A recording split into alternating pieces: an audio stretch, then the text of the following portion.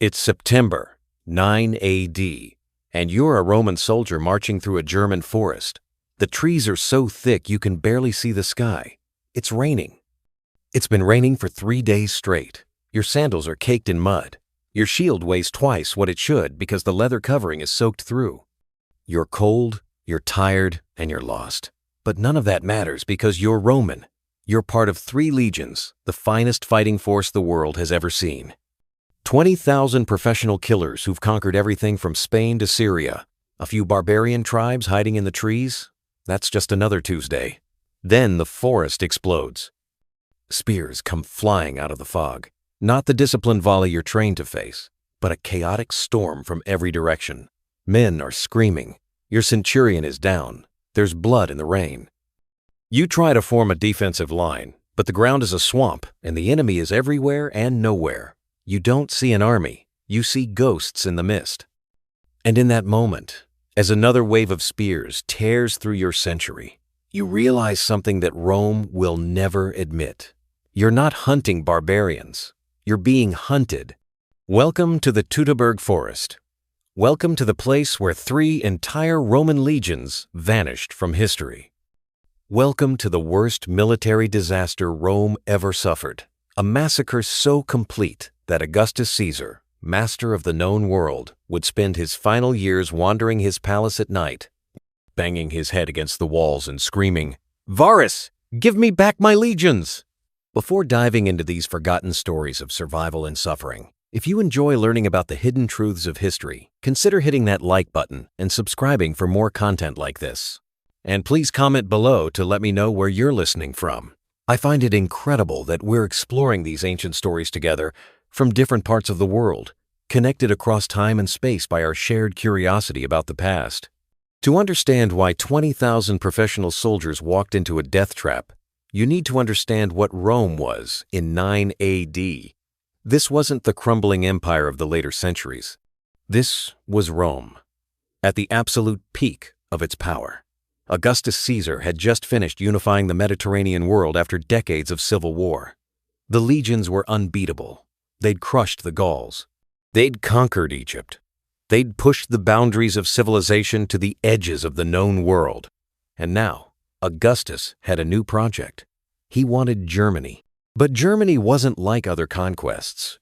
There were no cities to capture, no kings to bribe, no civilization to absorb. Just endless forests, hostile tribes, and a people who seemed to prefer death to submission. The Romans called them barbarians. The word came from the Greek barbaros, meaning someone who doesn't speak a civilized language.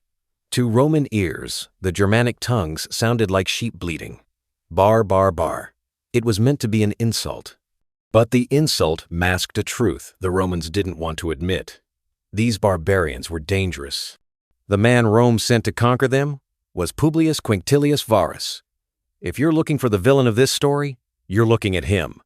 But calling Varus a villain misses the point. He wasn't evil. He was worse.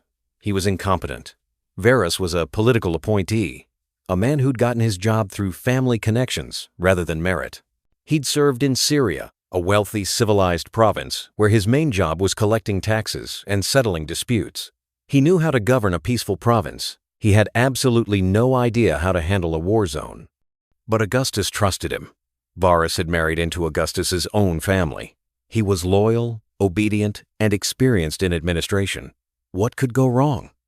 The emperor sent him to Germany with 3 full legions, the 17th, the 18th, and the 19th.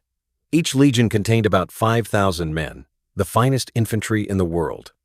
Add in support troops, cavalry, and camp followers, and you're looking at over 20,000 people. It was an army large enough to conquer kingdoms. Varus set up his headquarters at a place the Romans called Vetera on the Rhine River. From there, he began the work of turning Germany into a proper Roman province. He built roads, he established camps, he heard legal cases and collected taxes. He treated the German tribes the way he treated the Syrians, as conquered people who needed to learn civilization. He didn't understand that the Germans weren't conquered. They were biding their time. And watching Varus very closely was a man named Arminius. This is where the story gets complicated, because Arminius is both the hero and the betrayer, depending on who's telling the tale. To the Romans, he was a traitor of the worst kind. To the Germans, he was a liberator. History remembers him as the man who destroyed Rome's greatest army. But in 9 AD, Varus thought of him as a friend. Arminius was born into the Cherusci tribe, one of the most powerful Germanic peoples. But he wasn't raised in the forests. As a young man, he'd been sent to Rome as a hostage. It was a common practice. Rome would take the sons of tribal chiefs and educate them. Really, they were hostages, ensuring good behavior.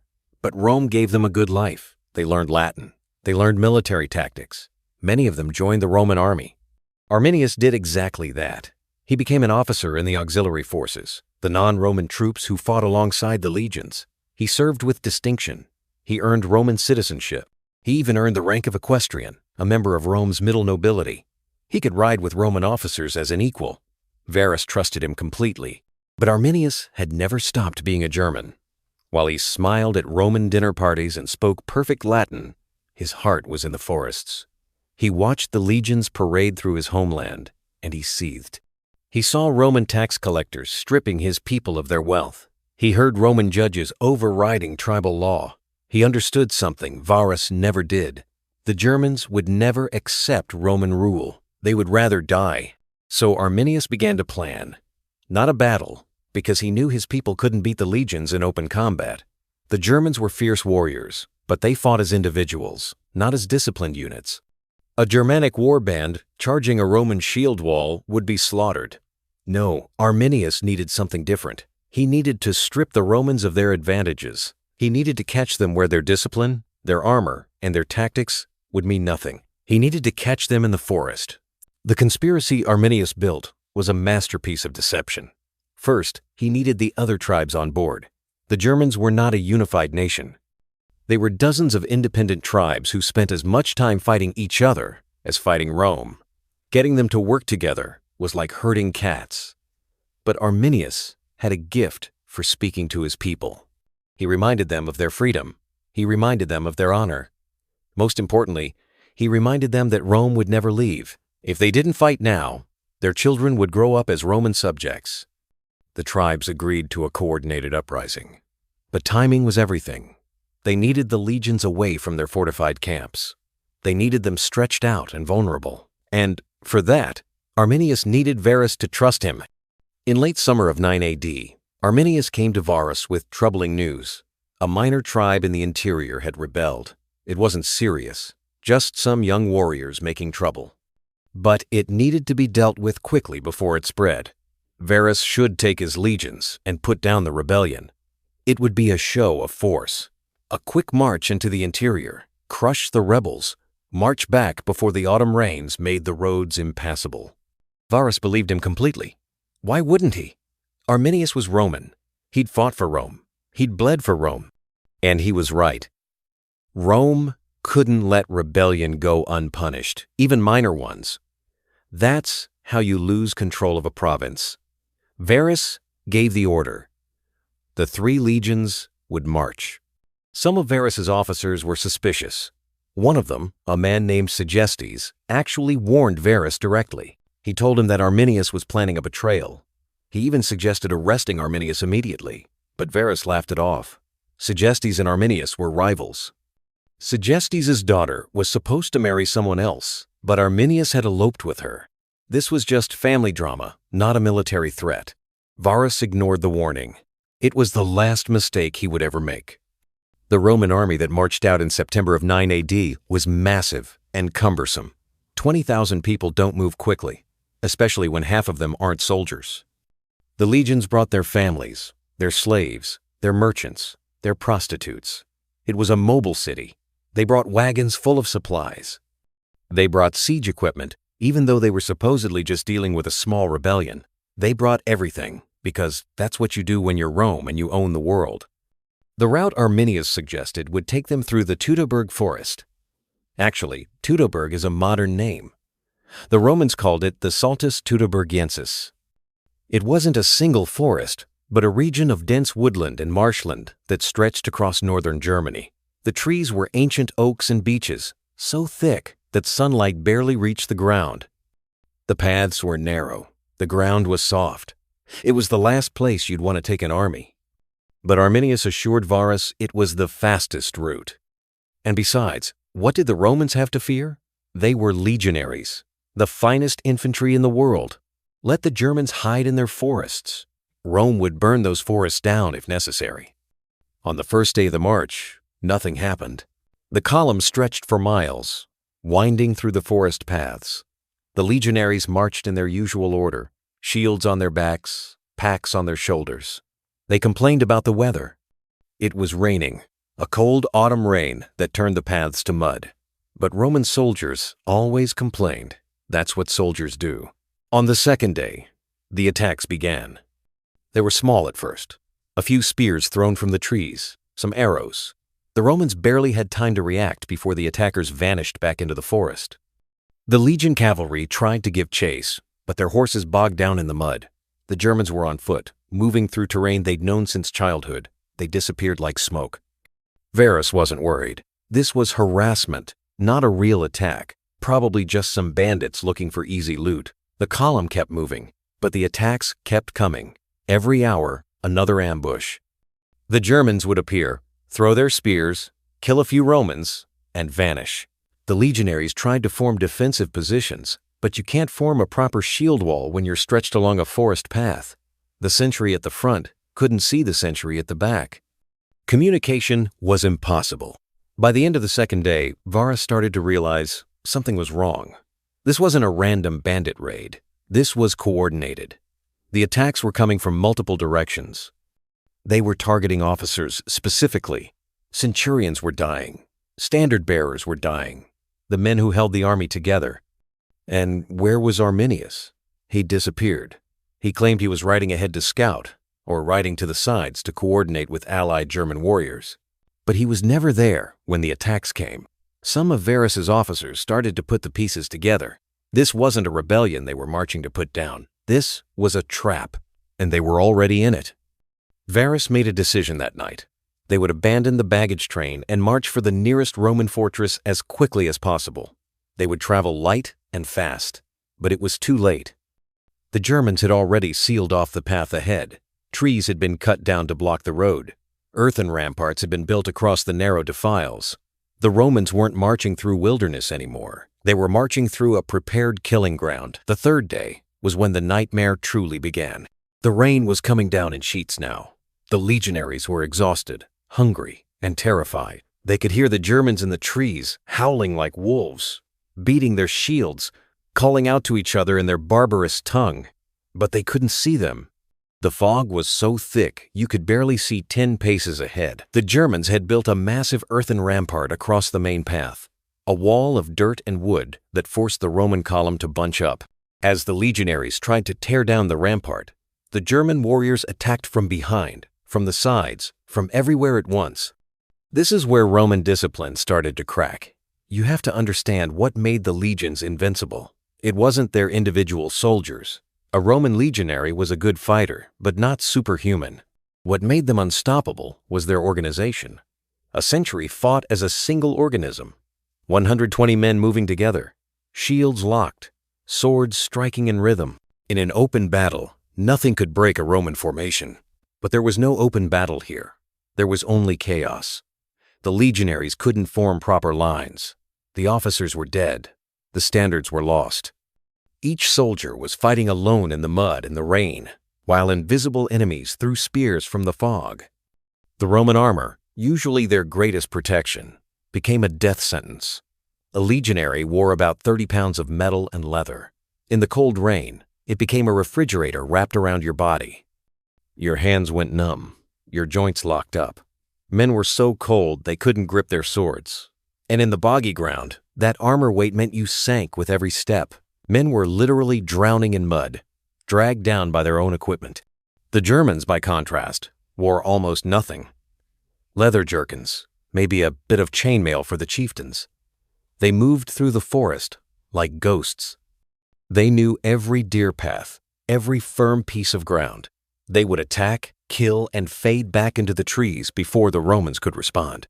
Varus tried to maintain order. He gathered what remained of his legions and attempted to build a fortified camp.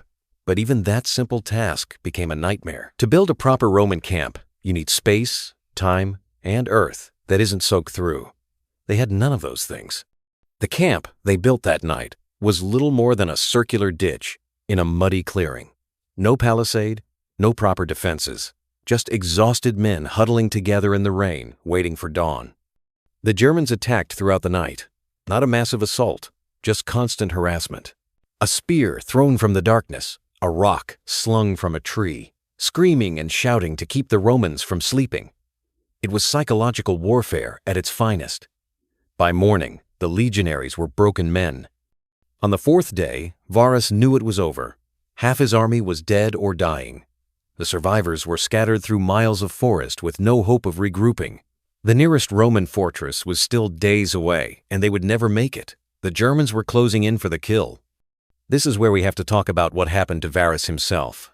The historical sources are clear but brutal. Rather than be captured, Varus chose the Roman way out. He fell on his sword. It was considered the honorable death for a Roman general who'd lost his army. One of his officers helped him, holding the sword steady as Varus drove it through his own chest. But even in death, Varus couldn't escape humiliation. The Germans found his body. They cut off his head and sent it to Maroboduus, king of the neighboring Marcomanni tribe, as a gift. Maroboduus, horrified by the savagery, sent the head to Rome for proper burial. When Augustus received it, the emperor was said to have wept. For the surviving legionaries, the fourth day was just the beginning of their nightmare. Some small groups managed to fight their way through to Roman territory. They told stories of running through the forest for days, eating bark, drinking from puddles, constantly hunted. Many were caught and sacrificed to Germanic gods in brutal rituals. The Germans worshipped in forest groves, and they believed that offering enemy soldiers to their gods would bring victory. The legionaries were hanged from sacred oaks, their bodies left to rot as warnings. Others were enslaved. Being a Roman slave in a German village was perhaps worse than death. You went from being a citizen of the greatest empire in history to being property of people you'd considered barbarians. Some survived long enough to be ransomed years later. They returned to Rome as broken men, unable to speak about what they'd seen. But the vast majority simply died in the forest. 20,000 people went into the Teutoburg Forest. Fewer than 1,000 came out. 3 entire legions, the 17th, 18th, and 19th, ceased to exist. Their eagles, the sacred standards that represented Roman honor, were captured. For Rome, losing an eagle was worse than losing the men. It was a stain on Roman honor that could never be washed away. The massacre in the Teutoburg Forest sent shockwaves through the Roman world. When the news reached Rome, there was panic in the streets. People couldn't believe it. 3 legions destroyed? By barbarians? It was impossible. Rome had been expanding for centuries. Yes, they'd had setbacks before, but nothing like this. This was an entire army vanished. Augustus Caesar, the man who'd turned Rome from a republic into an empire, the man who'd claimed to have brought peace to the world, was devastated. He was 70 years old, near the end of his life, and this defeat broke him. The historian Suetonius tells us that Augustus would wander his palace at night, banging his head against the doors and crying out, "Quintili ver, legiones red! Quintilius Verus, give me back my legions!" The political implications were enormous. Augustus had spent his entire reign expanding Rome's borders. He'd pushed into Germany with the goal of creating a new province that would stretch to the Elbe River. After Teutoburg, those plans died. Augustus gave orders that Rome would never again try to conquer Germany beyond the Rhine.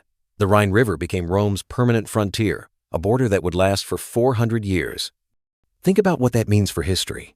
If Verus had succeeded, if he'd crushed the German tribes and created that new province, Germany would have become Romanized like France and Spain.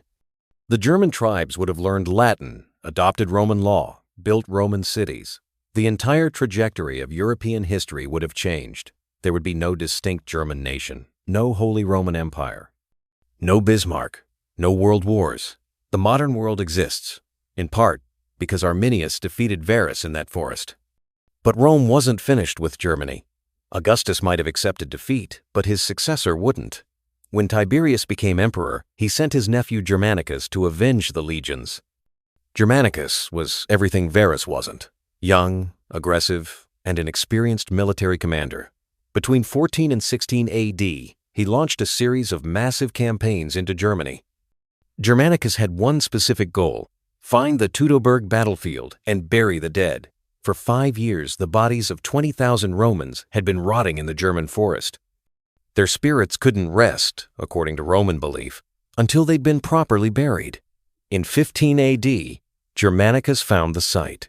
The Roman historian Tacitus describes what they found, and it's one of the most haunting passages in all of ancient literature. The soldiers came upon whitened bones scattered or piled in heaps, depending on whether the men had fled or tried to fight. Nearby were fragments of weapons and horses' limbs and human heads nailed to tree trunks. But the most terrible discovery was in the sacred groves. The Germans had captured Roman officers and sacrificed them to their gods. The altars where they'd been killed were still there, surrounded by the bones of men who'd been tortured to death. Tacitus says the soldiers were overcome with rage and pity. They buried what they could find, but after 5 years in the elements, most of the remains were impossible to identify. Germanicus built a great funeral mound over the bones. Then he did something interesting. He launched a surprise attack on the local German tribes, not to conquer them, but to punish them. It was revenge, pure and simple. The Romans burned villages, killed warriors, and enslaved thousands. It didn't change the strategic situation. Germany was still free, but it made the Romans feel better.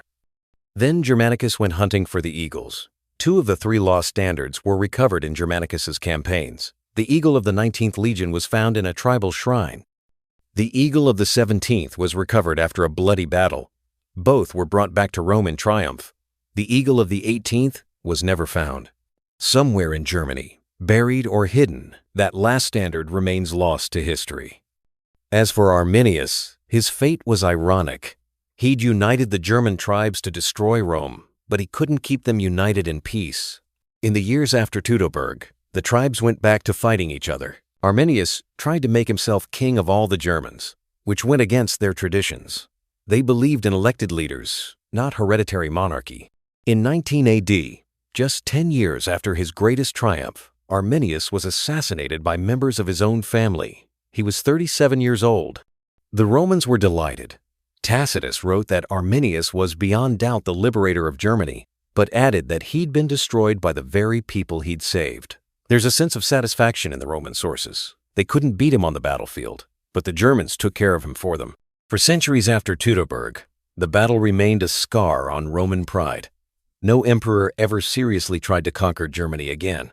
The Rhine frontier became permanent, marked by massive fortresses and walls.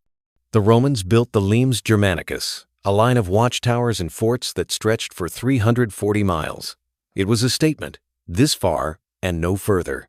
The location of the actual battlefield was lost for almost 2,000 years. Historians knew it happened somewhere in northwest Germany, but the exact site was unknown. There were theories, but no proof. Then, in 1987, a British amateur archaeologist named Tony Clunn was metal detecting near the town of Kalkreis.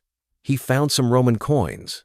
Then, he found more coins. Then, he found sling bullets, armor fragments, and weapons. Professional archaeologists were brought in, and they realized what they'd found. This was it. The Teutoburg Forest battlefield. The excavations revealed the earthen rampart the Germans had built, the one that forced the Romans to bunch up. They found more than 6,000 Roman artifacts, swords, helmets, coins stamped with the image of Augustus. They even found the remains of several mules, still wearing their pack saddles, buried in the mud where they'd fallen 1,900 years earlier.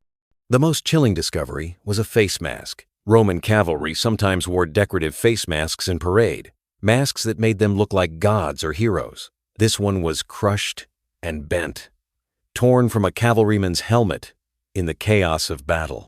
Looking at it, you can almost see the moment of death, the spear or axe that struck the rider, the terror as the forest closed in. Today, there's a museum at Kalkreis. You can walk the reconstructed rampart, you can see the artifacts, and you can stand in the forest, listening to the wind in the trees, and imagine that September day when Rome's invincibility died. So what are the lessons of Teutoburg? Military historians have been arguing about that for 2,000 years. On one level, it's a simple story of arrogance meeting harsh reality. Varus thought he was governing a civilized province when he was actually sitting on a powder keg. He trusted the wrong person and paid with his life and the lives of 20,000 others. But it's more than that. Teutoburg shows the limits of military power. Rome had the finest army in the world, but that army was built for a certain kind of fighting: open battles, disciplined formations, engineering and logistics. Put that army in a forest against an enemy who refused to fight by the rules, and all those advantages disappeared. It's a lesson that empires keep learning over and over. The British learned it in Afghanistan. The Americans learned it in Vietnam. Superior technology and training mean nothing if you're fighting in terrain that negates your advantages against an enemy who knows that terrain better than you do. But perhaps the most important lesson is this: never underestimate your enemy.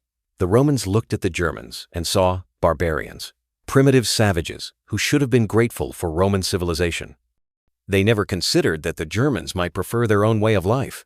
They never imagined that a barbarian could outsmart Roman generals. Arminius proved them wrong. He'd learned Roman tactics. He'd studied Roman weaknesses. And he'd used that knowledge to orchestrate one of the most devastating ambushes in military history. He didn't win because he was stronger. He won because he was smarter. The Battle of Teutoburg Forest changed the map of Europe. The Rhine became not just a border, but a cultural divide. To the west and south, Roman civilization took root. Latin evolved into French, Spanish, and Italian. Roman law became the foundation of Western legal systems. Christianity, when it came, spread through the Roman world and became inseparable from Roman culture. But to the east, beyond the Rhine, the German tribes remained free. They kept their languages, their customs, their fierce independence. When Rome finally fell in 476 AD, it was Germanic tribes who filled the vacuum. The Franks created France. The Visigoths ruled Spain. The Angles and Saxons conquered Britain. And eventually, the Germans created the Holy Roman Empire, which, as Voltaire pointed out, was neither holy nor Roman nor an empire, but it lasted 1,000 years. You can draw a straight line from Arminius to Charlemagne to Frederick Barbarossa to Otto von Bismarck. The Germany that would later dominate European history existed because Rome failed to conquer it. And Rome failed because 20,000 men walked into a forest and never came out. In Germany today, Arminius is a national hero. There's a massive statue of him near Detmold, built in the 1800s when Germany was unifying into a modern nation-state. It shows him holding his sword high, pointing west toward France, toward the old Roman lands. The inscription reads, "German unity, my strength, Germany's might." For the Romans, Teutoburg was a disaster they never fully recovered from. For the Germans, it was the moment they became a people. And for us, 2,000 years later, it's a reminder that history turns on moments like these, on single battles where everything changes. If Varus had been more careful, if he'd listened to warnings, if he'd taken a different route or refused to march at all, the world would be unrecognizable. 20,000 men died in that forest, and their deaths shaped the future of an entire continent. So the next time you look at a map of Europe, notice that border between France and Germany, between the Romance languages and the Germanic ones. That border was drawn in the Teutoburg Forest in September of 9 AD. It was drawn in blood and mud by men who refused to surrender their freedom. It was drawn by the worst defeat Rome ever suffered. And it was drawn because Quintilius Varus didn't give Augustus back his legions. He couldn't.